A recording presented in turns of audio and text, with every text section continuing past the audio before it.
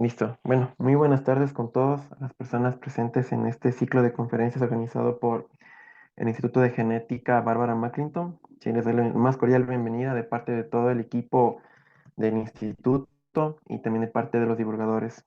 Mi nombre es Alejandro Barrigas, soy divulgador del instituto, soy ingeniero en biotecnología y bueno, soy ecuatoriano, orgullosamente. ¿Sí? El día de hoy tenemos la ponencia denominada Ingeniería microalgal, una revolución en la producción de proteínas recombinantes a cargo de la magíster Jessica Acevedo. Antes de comenzar la charla, les voy a hablar un poquito acerca de la experiencia que tiene nuestro ponente el día de hoy. ¿Sí? La magíster Jessica Acevedo es microbióloga industrial. Cuenta con una maestría en ciencias en bioprocesos, con una experiencia de 5 años como asesora de proyectos de investigación para el Ministerio de Ciencia, Tecnología e Innovación, MinCiencias. Además, ha sido coinvestigadora en el proyecto Fico Sucre, ganador del Premio Latinoamérica Verde por 2 años, y gerente del proyecto Ficomar San Andrés por 6 meses. Actualmente nuestra ponente es candidata al doctorado en Ciencias Biomédicas de la Universidad Nacional y es una apasionada por la docencia y busca contribuir al avance científico y a la investigación. ¿Sí? Sin nada más que agregar, pues le doy la palabra a la magíster Jessica Acevedo para que nos pueda ayudar con su ponencia el día de hoy. Muchas gracias, Jessica. Muchas gracias, Alejandro. Bueno, buenas tardes a todos y bienvenidos a esta conferencia. Primero quiero agradecerle al IGBM pues, por darme esta oportunidad y a todos ustedes por su interés en este tema, en donde vamos a abordar todo lo que es la ingeniería microalgal, que se considera una revolución en la producción de proteínas recombinantes. Voy a detener mi video para que nos centremos un poquito más en la exposición.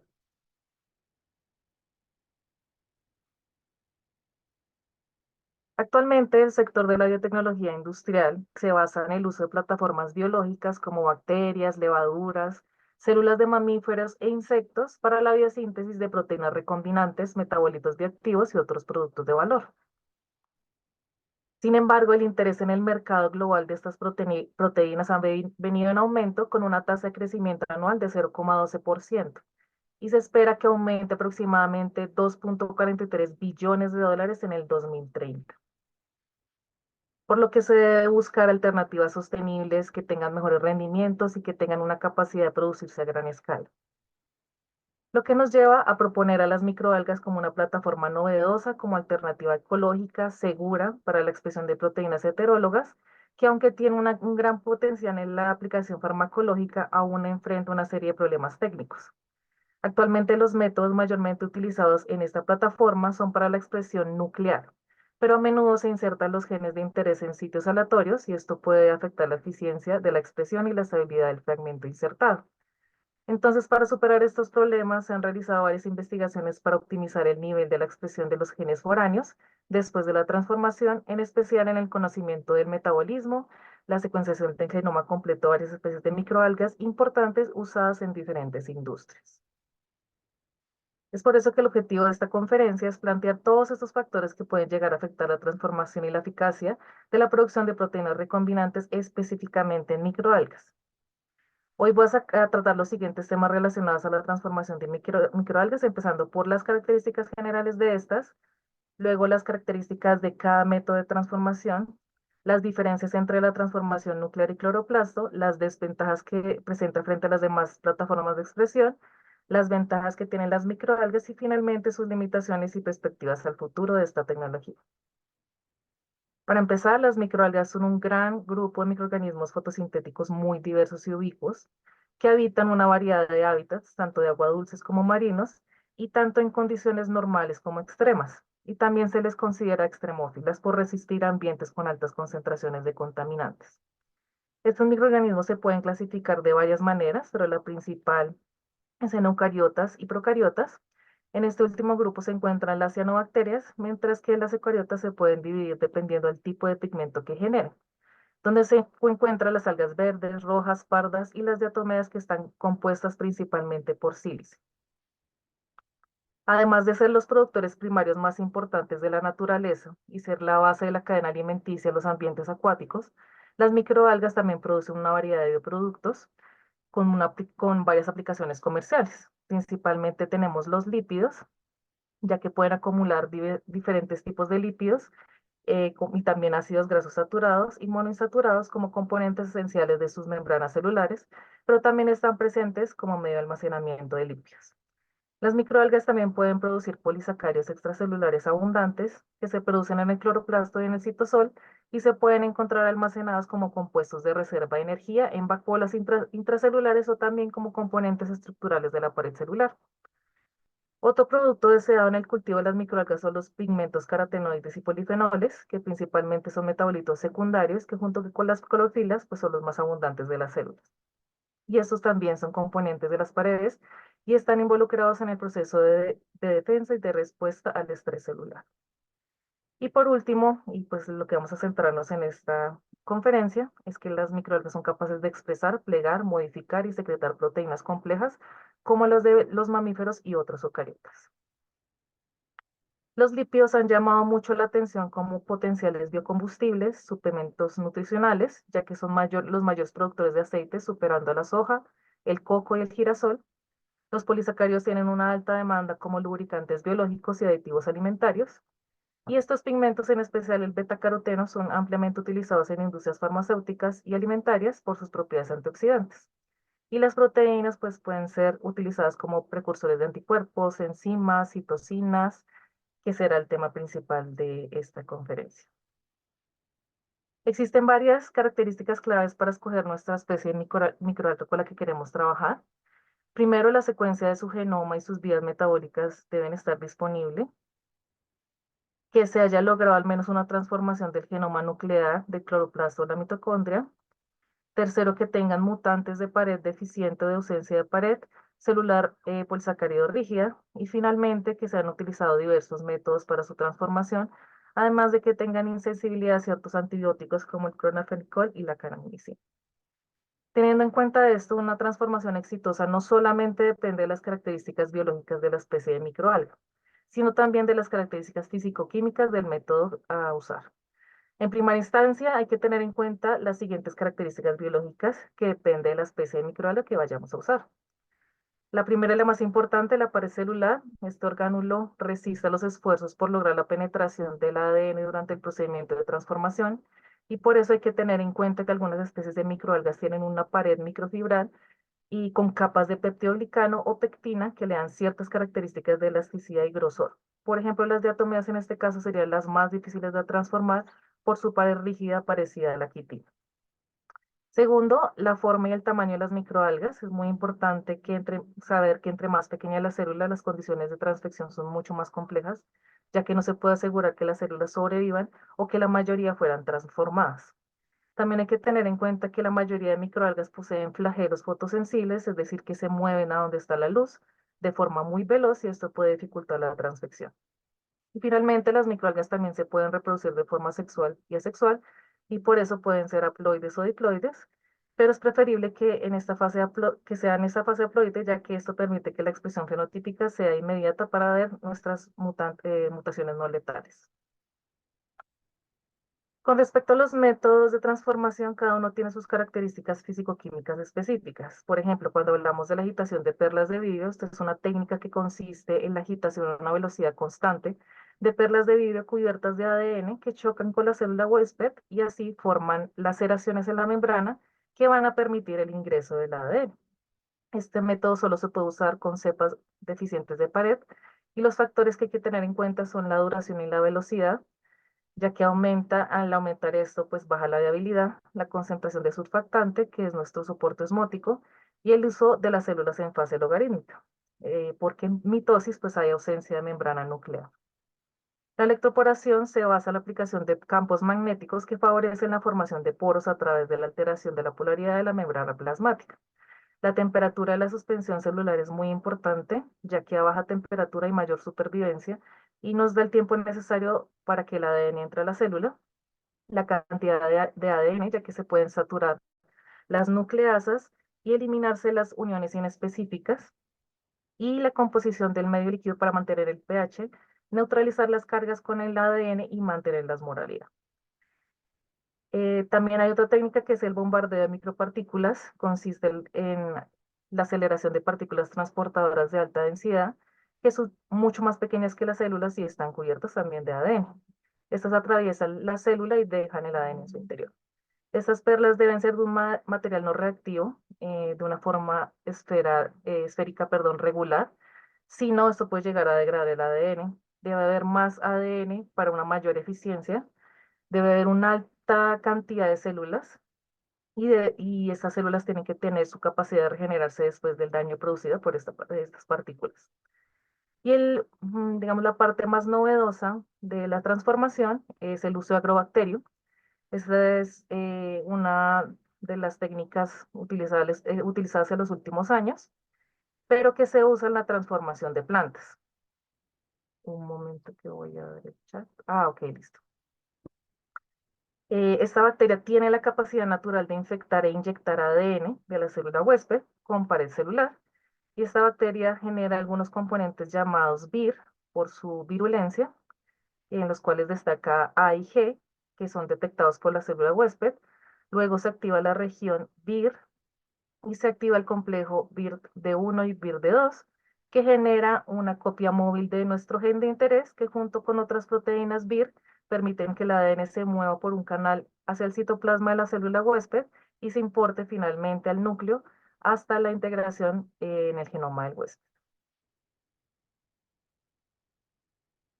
Entonces aquí les traigo una tabla que puede resumir los métodos y sus ventajas y desventajas. Por ejemplo, la agitación con perlas de vidrio. Vimos que es una técnica bastante sencilla, de bajo costo, reproducible y rápida. Sin embargo, solo podemos usarla con células con ausencia de pared.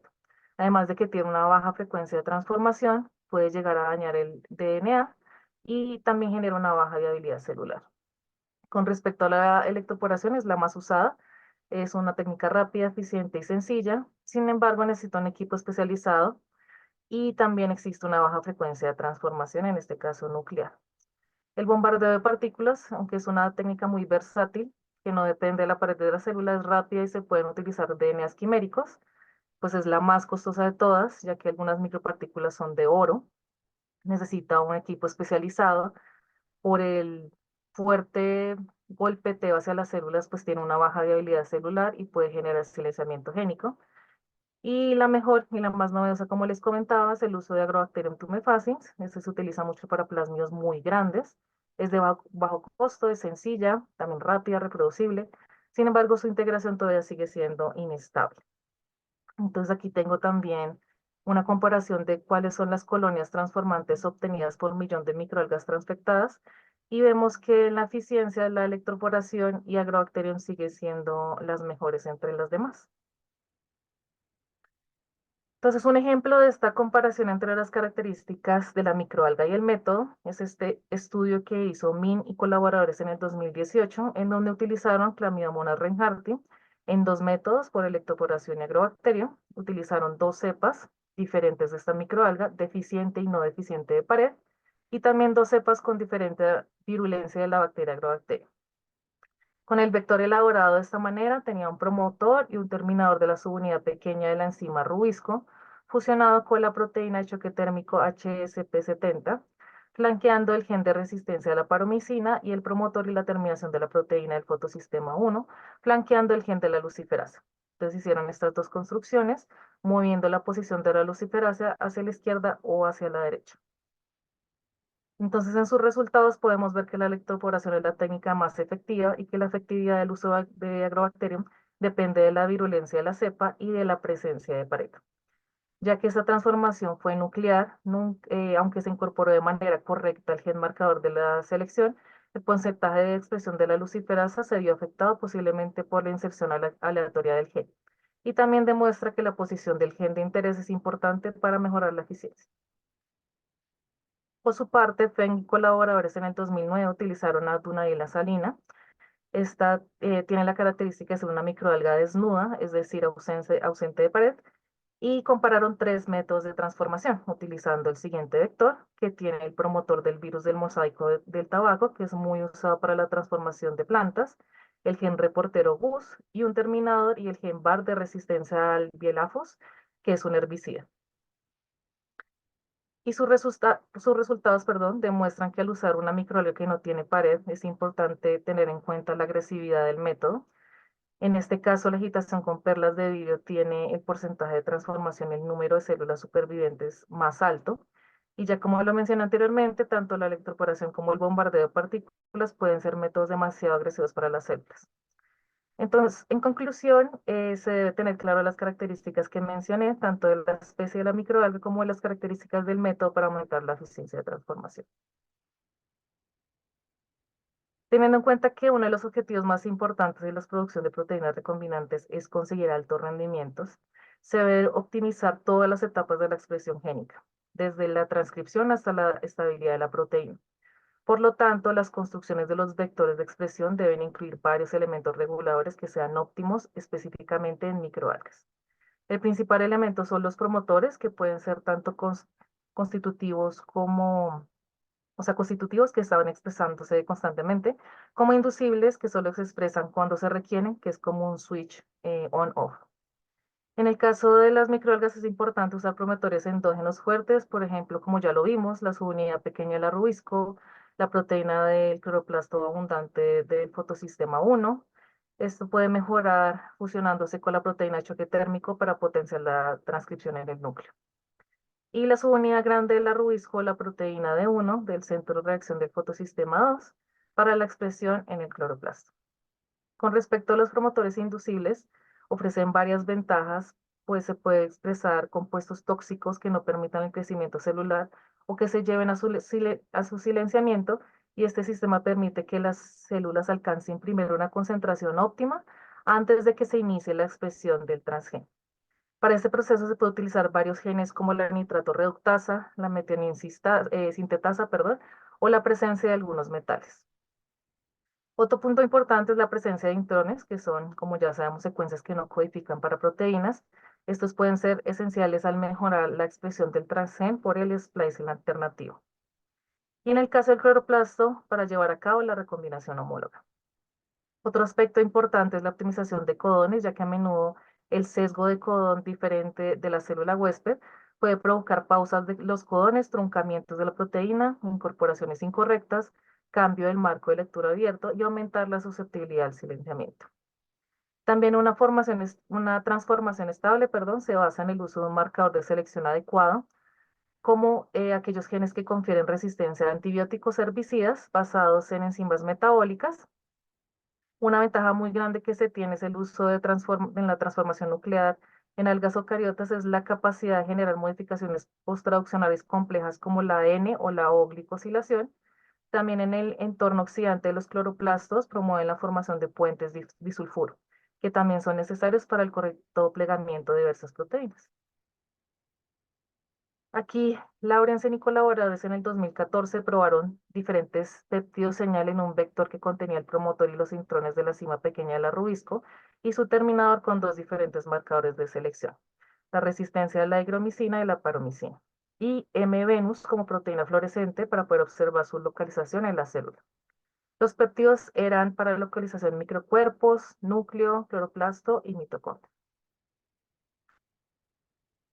Entonces, en esta imagen podemos ver los resultados. En color rojo está la clorofila y en amarillo está el M-Venus. Entonces, la imagen A es el control, la B es el M-Venus sin ninguna localización, C, E, F y G son microcuerpos, D y I son cloroplastos y la J es mitocondrias.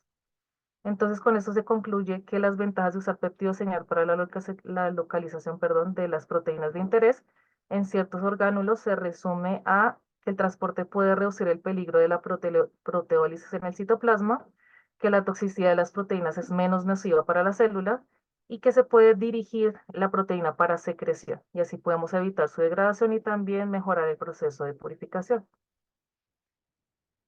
Hoy en día se producen varios biofarmacéuticos en varios sistemas, sin embargo, cada uno presenta sus limitaciones.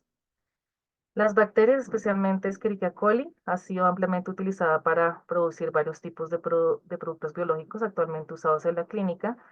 La más conocida, pues la insulina humana y TNF-alfa para trastornos autoinmunes. Sin embargo, al ser organismos procariotas, no cuentan con la maquinaria necesaria para realizar principalmente glicosilaciones. Y aunque en el periplasma pueden generar enlaces disulfuro, se pueden acumular y generar cuerpos de inclusión, lo que complica la solubilidad de la proteína. Lo contrario sucede con las levaduras, que al ser eucariotas, pues pueden procesar y plegar eficazmente las proteínas expresadas. Sin embargo, generan múltiples residuos de manosa, más de 100. Esto puede generar inmunogenicidad. Se ha hecho investigaciones para poder humanizar las proteínas producidas en esta plataforma y generar medicamentos, por ejemplo, para el cáncer de mama. En las células de insecto infectadas y transformadas con baculovirus se producen vacunas como las de la influenza, pero la infección de estos puede ser muy agresiva para la célula y provocar lisis y la liberación de proteasas, lo que genera un efecto adverso a la proteína de interés expresada. Teniendo en cuenta la similitud con la maquinaria de procesación de las proteínas humanas con las células de mamíferos, este es el sistema donde se han producido el 60% de todas las proteínas recombinantes y el 8% de los anticuerpos monoclonales actualmente usado en humanos. La desventaja más fuerte de esta plataforma es el costo de producción y el mantenimiento, además de su gran susceptibilidad a contaminaciones. Las células de las plantas, sin embargo, superan todas estas limitaciones, ya que son eucariotas, realizan las modificaciones posttraduccionales, son fáciles de transformar, son económicas de procesar, mantener y además tienen un bajo potencial de contaminación. Pero se debe tener en cuenta que una planta adulta pues, puede durar hasta 6 meses, un año en crecer y además de que puede darse flujo de genes a través del polen o las semillas a otros cultivos. Entonces, las microalgas, por su parte, tienen todas estas ventajas de las células de las plantas, pero pueden crecer tan rápido como las bacterias. Y esto permite que puedan cultivarse en bioreactores, reduciendo así el riesgo de contaminación y de pérdida de cultivo, y también reduciendo el tiempo de meses a semanas. En esta revisión que les muestro de Inhalti y colaboradores en el 2020, comparan las glicosilaciones en diferentes plataformas. Entonces podemos ver que la A y la B son glicosilaciones por parte de las microalgas, la C y la D son las que producimos los humanos, la E y la F son las hipermanosilaciones de levaduras y hongos, perdón, y en los insectos vemos una similitud a la humana, pero es mayor en las células CHO, y en las plantas vemos un residuo de silosa ajeno al humano. Entonces podemos ver que las microalgas tienen todas las capacidades para, como plataforma de expresión de proteínas recombinantes de uso clínico en humanos. Para ver la comparación entre la expresión de plantas y microalgas, traigo este trabajo de Ortega y colaboradores en el 2008 y Maldonado y colaboradores en el 2016, en donde usaron Agrobacterium para expresar un péptido de interés para la enfermedad del Alzheimer. Entonces, en las plantas usaron la planta de tabaco con dos constructos distintos, ARM1 y ARM2, con un promotor constitutivo del virus del mosaico del tabaco y el gen de la resistencia a la canamicina. Perdón. Mientras que las algas, se utilizó el alga Sisochitrium con un vector inducible por etanol, que funciona dividido en tres partes. La parte de activación con etanol, la que genera replicones del gen de interés, y la proteína replicadora de replicones que aumenta la eficacia. Y estos fueron los resultados. Entonces vemos que en ambos casos, en estas ELISAs, para medir la cantidad de proteína de interés, el caso de la planta, el mayor que se produjo fue usar el anticuerpo anti-A beta con 72 microgramos de proteína recombinante por gramo de peso seco. Y en las microalgas probaron que al aumentar la concentración de la bacteria aumentaba la cantidad de la proteína generada con un máximo de 380 microgramos por gramo de biomasa líquida. Entonces, en conclusión, esto nos demuestra que el uso de sistemas inducibles en el caso de esta proteína LT de Reich, que era tóxica para las plantas, ya que mostraba un fenotipo letal en donde las plantas permanecían enanas y a los pocos meses morían, permite mejorar la eficiencia en el tiempo, el escalado del costo, evitando la posible toxicidad de estas proteínas recombinantes, y también demuestra que las microalgas se pueden producir una mayor cantidad de proteínas que las plantas. Hasta hoy se ha producido con éxito aproximadamente 40 proteínas en microalgas relacionadas con humanos. Entre ellas se encuentran anticuerpos monoclonales contra la hepatitis B, virus del herpes simple, el antígeno PA83 del anthrax y el virus del papiloma humano, citocinas como la eritropoyetina humana, la hormona de crecimiento humano, el interferón alfa 2, el factor de crecimiento transformante beta, inmunotoxinas como la exotoxina, A de Pseudomonas aeruginosa y el 3X del miquitana, y vacunas contra la proteína P24 del VIH, proteína de la bursitis infecciosa, anti-Zika y anti-malaria. Aquí les muestro un ejemplo de Rasala y colaboradores en el 2010, en donde se quiere expresar tres proteínas de humanos: factor de crecimiento endotelial vascular, fibrolectina humana y la proteína nuclear de alta movilidad, por bombardeo de partículas en clamidomonas. Escogí este ejemplo entre todos porque muestra el resultado de la purificación de proteínas por columna de afinidad, en donde usaron el vector que contenía el promotor de la proteína D1 del fotosistema 2 y su terminador flanqueando el gen de interés, mientras que usaron el promotor de la subunidad alfa de la TPasa y el terminador de la subunidad grande de la rubisco flanqueando el gen de resistencia a la canamicina con una etiqueta FLAG en el extremo carbonilo terminal. Entonces, en estas imágenes podemos ver varios geles de Comasi como control de purificación, la fracción insoluble de la proteína soluble total, el flujo continuo de la columna y el eluido. Y un Western blot para identificar el tamaño de la proteína de interés y una espectrofotometría de masas para identificar la proteína producida en algas. Y en los tres casos se obtuvo que la proteína se esperaba con una diferencia no significativa en el caso de la masa. Luego se realizó una lista comparando el BGF producido en algas con el comercial producido en bacterias y no hubo diferencia significativa, lo que indica que esta proteína tiene una integridad antigénica, un correcto plegamiento y una reacción antígeno-anticuerpo a una concentración efectiva. Con respecto al HMGB1, hicieron un ensayo quimiotáctico usando fibroblastos de ratones y de cerdos sobre una membrana y midieron la cantidad de células que atrajo la proteína. Como control negativo, utilizaron el medio libre de suero, como control positivo las proteínas propias de animales y compararon la HGB1 producida comercialmente con la producida en algas. Y en ninguno de los casos hubo diferencia significativa, lo que quiere decir que en cloroplastos se pueden expresar con éxito estas moléculas bioactivas en la misma cantidad y en gran similitud que las producidas comercialmente. Ay, perdón. Aún después de todo lo mencionado, pues considerando las microalgas como la plataforma actual con menos desventajas, ya que son poco exploradas como productoras de proteínas recombinantes y por lo tanto sus limitaciones aún siguen siendo investigadas, aún sigue existiendo un bajo nivel de expresión de genes heterólogos, un riesgo de pérdida de genes exógenos, una falta de comprensión del genoma de muchas otras especies de microalgas y aún existe ignorancia del público sobre los alimentos genéticamente modificados, por lo que yo propongo estas posibles soluciones. Como mencioné anteriormente, se debe seguir usando promotores fuertes, optimizar codones, el uso de intrones como el gen de la subunidad pequeña del rubisco y el de el peptidosa del virus de la fiebre aftosa.